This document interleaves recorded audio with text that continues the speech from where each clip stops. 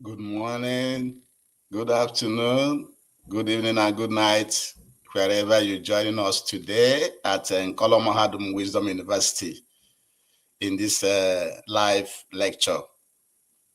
Today's date is Afo Market Day in the 12th month of the Igbo lunar calendar called Onwa Ede Ajana. We are still in the 12th month of the lunar calendar, while in the Roman Catholic calendar, today's date is 1st January 7th, 2025. And remember, Nkolo Mahadum was set up to decolonize our minds, to set Africa free from mental slavery and colonial information that are affecting us adversely. And that is why we present lectures in this Mahadum Wisdom University, packaged in Biafran and African perspectives. That is how you should be seeing things, not the way being presented by other cultures who are also defending their own race. And therefore, we are advising you to please join us and subscribe to our YouTube channel. Follow us on Facebook and Twitter and other social media platforms. And then like our lectures, comment so that we know how you are feeling, and share it to everybody. Invite your friends, invite your family members, because Nkolo Mahadum Wisdom University is an university. It's not a gossiping center where we present issues across the world so that you will know how it is affecting our people, so that our people can be free.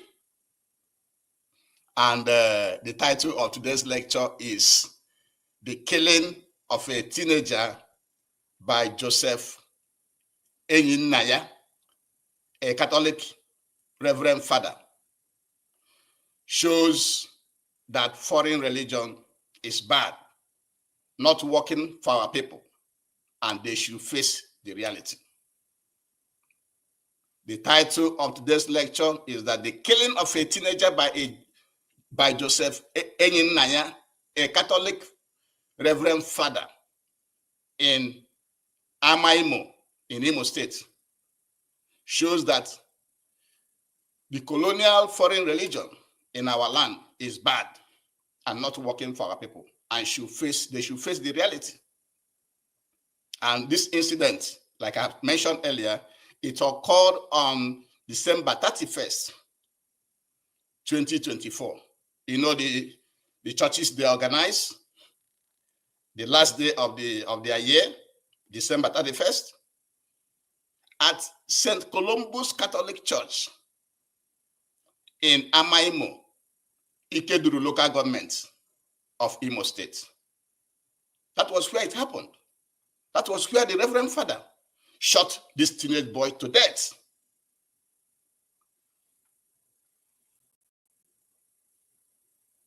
Why did it happen? It happened because the boy was being accused of throwing fireworks, what we call dunkouts, around the church and inside the church. That was the accusation. And then Reverend Father Joseph Enyinnaya pulled out his gun, his revolver, at the Catholic Church and shot this teenage boy to death. Reverend Father Joseph Enyinnaya, who was presiding at the Columbus Catholic Church, pulled his revolver, his gun, and shot this boy to death. And Nkolo Mahadum, really, the members, all the staff of Nkolo Mahadum was really pained by that event. And that's why we are doing this lecture, to save our people. And the question that arises is, why did the Reverend Father brought a gun to the church? That is the first question. And the answer we are giving is maybe the Reverend Father was afraid of being killed or kidnapped. Another question is this: why did the Reverend Father Joseph Enyinnaya not rely on his Bible and Jesus to save him? Why did he not rely on his Bible and Jesus to save him? It shows that either the Bible or Jesus have any power to do anything for anybody. And therefore, that was why he came prepared with his gun to the church and then decided to shoot this boy to death because he was throwing knockouts around the church premises.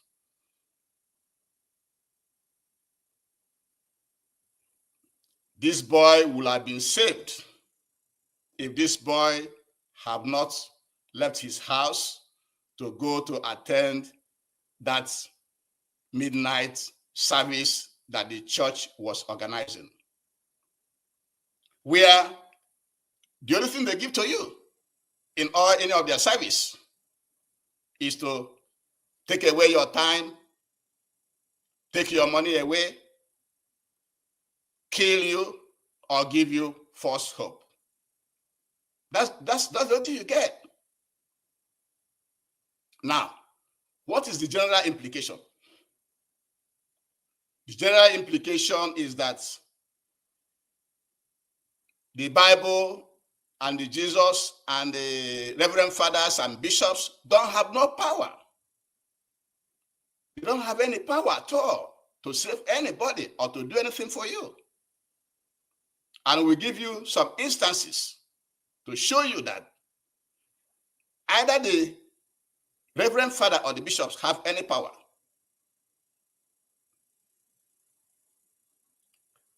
On January 15, 2003, terrorists in Niger State set Reverend Isaac Achi on fire. A Reverend Father, Isaac Achi, was set on fire in Niger State. And another priest, Father Collins, was shot on that particular day as well. On January 14, 2023, a priest in Omu, Ekiti, in Oye local government, Reverend Father Michael Olo Finade, was kidnapped. He was kidnapped. And in 1922, that was when you have one of the highest kidnapping and killing of Reverend Fathers in Nigeria. Reverend Father Abraham Kanut was kidnapped in Kachia local government area. Reverend, also in the same year, on August 1922, Reverend Chinedu Nwadike was also abducted alongside seminarian Emmanuel Nwafo. Also, Reverend Father Christopher Odia was killed by kidnappers on his way to Sunday Mass at St. Michael Catholic Church. This one was going to Sunday Mass, and he was kidnapped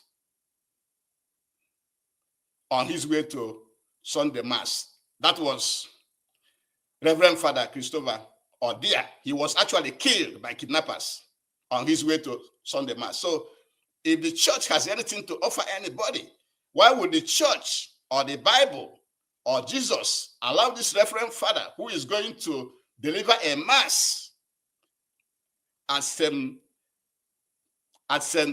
Michael Catholic Church to be kidnapped and killed? In June 2022, in June 2022, Reverend Father Vitus Borogo was killed in Kaduna. Reverend Father Peter Amodu was kidnapped by armed men in Otubo in Benue State. And there's a lot of kidnapping and killings of Reverend Fathers in 2024. I want you to go and do that research.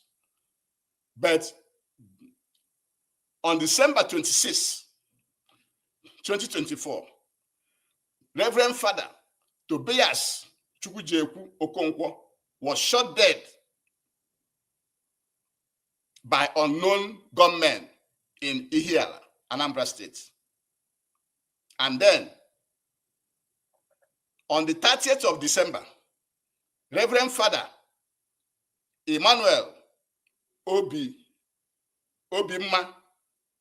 this was popularly known as Ebube Monso, paid 1 million naira to rescue another Reverend Father, Nonso, who was kidnapped. So, with all these kidnappings and killings of Reverend Fathers, that shows you that Reverend Fathers doesn't have no power. And one shouldn't be wasting their time depending on these people to solve any of your problems. They don't have no power. They cannot save themselves. Why then do you think or hope that they will save you in any shape or form? And therefore, they should face the reality. The reality is that the church, the Catholic Church, and their Reverend Fathers and bishops are losing ground. They are not facing the reality. They should face the government to provide security for everybody. When everybody is protected, they themselves will also be protected. They should make sure that all the Fulani, herdsmen, terrorist kidnappers in our land, especially in Biafra land and all over Nigeria, are flushed out of the geographical area, flushed out of the land. That's the only thing that will save your face. But if you keep on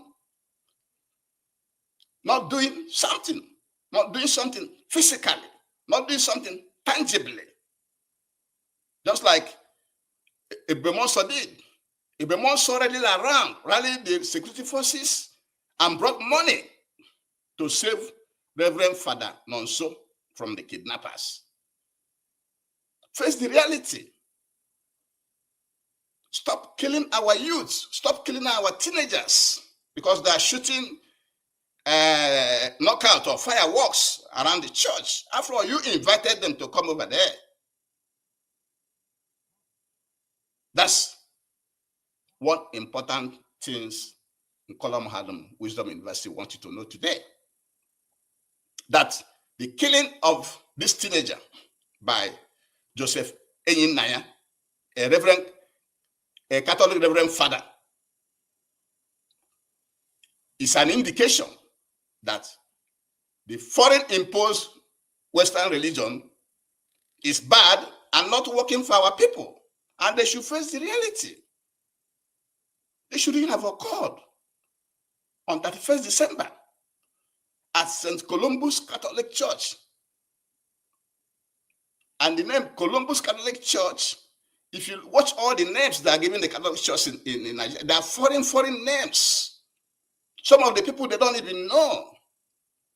St. Columbus, who doesn't know Columbus? A conqueror. They used to name a church. The Catholic Church supposed to do they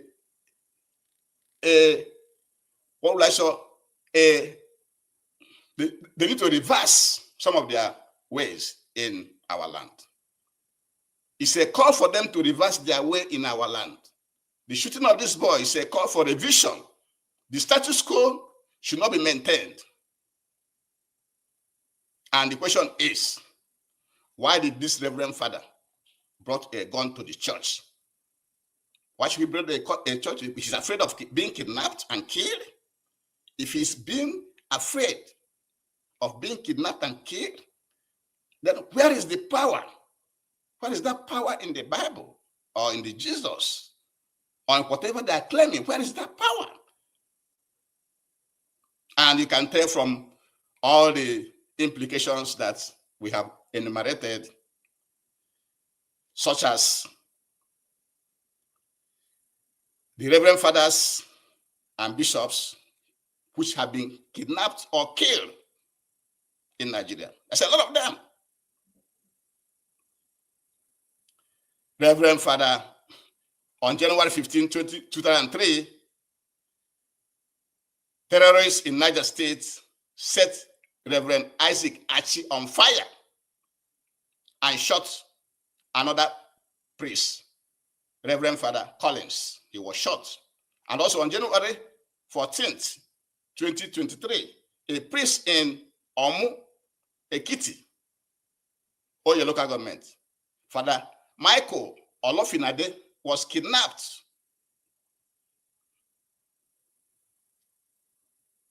And Reverend Father Abraham Kanut was kidnapped in Kachia local government area. Reverend Father Chinedu Wadike was abducted alongside seminarian Emma Nwafo. Reverend Father Christopher Odia was kidnapped on his way to Sunday Mass at St. Michael Catholic Church. In June 2022, Reverend Father Vitus Borogo was killed in Kaduna. Also, Reverend Father Peter Amodu was kidnapped by armed men in Otupo, Benue State. And December 26, 2024, Reverend Father Tobias Chukwujeku Okonkwo was shot dead in Ihiala in Anambra State. And Reverend Father Emmanuel Obimma, popularly known as Ebubemonso, paid 1 million to rescue Reverend Father Nonso from kidnappers. So if they have power, why are they being killed and kidnapped? So my African brothers, my Biafran brothers, wake up. Wake up from slavery. Get yourself out of mental slavery. That is why you should follow us on Kolom Hadum, where we try to get you out from mental slavery so you can be yourself and do the right thing and save your time and stay at home instead of going to a place where they will waste your time, take your money, brainwash you, kill you, and you come back with nothing. And with this, we shall be bringing today's lecture to an end. But before we do, all Africans must rise up to dismantle all the colonial boundaries in Africa, because those are the sources of the poverty, the migration, the wars, the slavery, and the dehumanization and killings, exploitation in our land. And with this, we shall be bringing today's lecture to an end. Thank you very much for joining us today, and have a nice, beautiful day. Thank you so much. Bye-bye.